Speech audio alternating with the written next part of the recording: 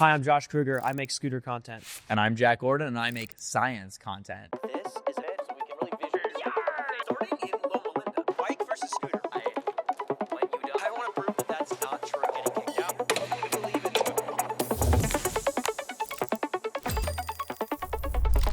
Oh, I said that. Howdy. Back in the day, 2022, September of 2022, I did a $20 Notion brand deal. I don't know if Notion wants me to say the amount or not, but I'm sure it doesn't matter because it's such a $20 Notion brand deal. I did a 3-video deal for my first ever brand deal, and it was $750 a video, I'm pretty sure. This was the first brand deal I ever did. The third video did really well. It got like 700,000 views, which for like $700 brand deals, like pretty crazy. I just was like, I know they're happy. They got a great deal. I'm just going to ask. I was like, hey, can I get a bonus? Why not ask? And then they sent me $1,500 extra just because I asked. If your video bangs, ask for a bonus. Why not? What worst case they say no, just ask nicely. What if they say yes? Done. Most of this year, it was 80% brand deals. I make short form content. The ad revenue on short form content is typically not great. That's why I have my brand deals as majority. For me, it's majority brand deals. It's been that for the last year or so, but I'm kind of actually working towards shifting that to where it is a little bit more even, like a higher percentage comes from AdSense. I think that's one of my goals for next year. The way I did it, I just started with a number. I was like, all right, I'm going to charge this for my first brand deal and use that as a baseline to go off of. Then the next one, like if my views go up, I just charge more than my last one. It's kind of hard to play the comparison game to other creators as far as rates go. Every audience type and demographic and size of audience is worth different amounts to different brands. So it's really hard to be like, oh, Jack averages 100K video. I average 100K a video. Our audiences are different, but we would charge the same amount. It doesn't really work like that. You have to think of it like supply and demand. How in demand is your audience, right? You don't want to think about people as the product, of course, because these people are very important to you. They're your audience, and you have to care deeply about them. But you have to think about their attention is the product that you're selling to these brands. You are a business-to-business brand. You are selling to another business their attention, essentially, because you have their attention because you make good videos, and you can't take advantage of their attention. Of course, you have to sell to the right brand, and you have to make sure that the brands are not going to take advantage of your audience either, and you can't take advantage of your audience, but you are essentially selling their attention. So you have to think, okay, what do I have right now?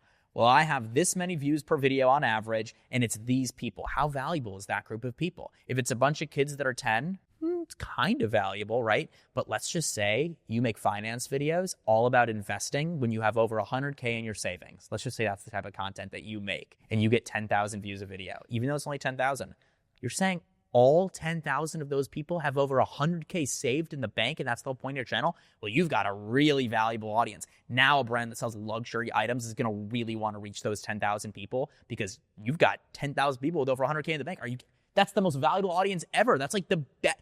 Any brand that sells luxury products is going to want to advertise on your channel. People will do LinkedIn brand deals on LinkedIn. They only have 1,000 followers or something, but they're all like tech CEOs. That's a really valuable audience. So it's not necessarily about the audience size. It's about who those people are. And that's how you determine the rate. A 100,000 view video could be a $500 brand deal on some channels or a $50,000 brand deal on other channels. And I've genuinely seen both on different types of channels. If you can, talk to people that make content in your niche and ask them how much they're charging. Don't just go off of another person who gets the same views as you, because if they make videos about how to win claw machines at the carnival and you make videos about finance or tech, it's a very different niche, very different audiences. So it's completely different. When in doubt, you can ask them to throw out a number, and see what they say. And then you can, you're not going to want to triple that, like if you counter, it's that plus a little bit, maybe plus 20%, I also think a misconception is like everyone has a rate. Like, oh, I have a rate. I charge this for a short every single time. I charge this for a 60-second long form integration every single. That's not what it is at all. It's like you don't have a rate card and that's what you charge. If they can't pay it, then you don't do it. That's not ever really how it works. I mean, it really does fluctuate. Time of year, audience size at that time, who's watching, what the brand like needs in the it's all super versatile, I guess. I don't know. Yeah, volatile. Volatile is better, yeah. You'll notice as a viewer, you may have never noticed this, but if you watch a lot of YouTube, you'll realize this once I say it. Long form brand deals are almost always like subscription based. They're long-term purchases because a brand knows that a long-form creator, if you have a long-form connection with your audience, if they watch you for hours and hours, they're more likely to listen to you for a long-term purchase or an expensive purchase. I just advertised like a $1,000 desk chair. You know, it's like these are purchases that are a big decision for people, or like joining a monthly subscription that they use for years. It's a big decision. And so for long form, a brand is going to be more likely to go to you for that if they have that kind of product, because they know that your voice means a little more to the audience. Whereas a short form brand deal, more often than not, is more about virality. It's more about like, you just want everyone to know who you are as a brand and you want millions of people to see you.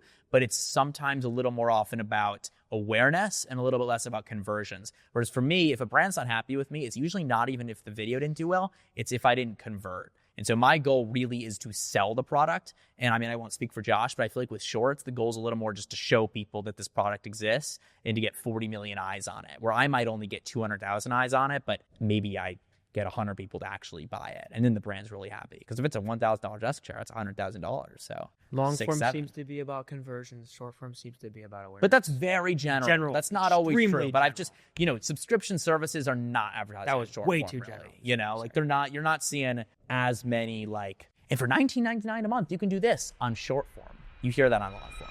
You ready? You want to do it at the same time? Thanks for watching. Sure. I've been Josh. And you say, I've been Jack. Yeah, let's and do we it. both say, subscribe. Okay, ready? You ready? Wait. Thanks for watching.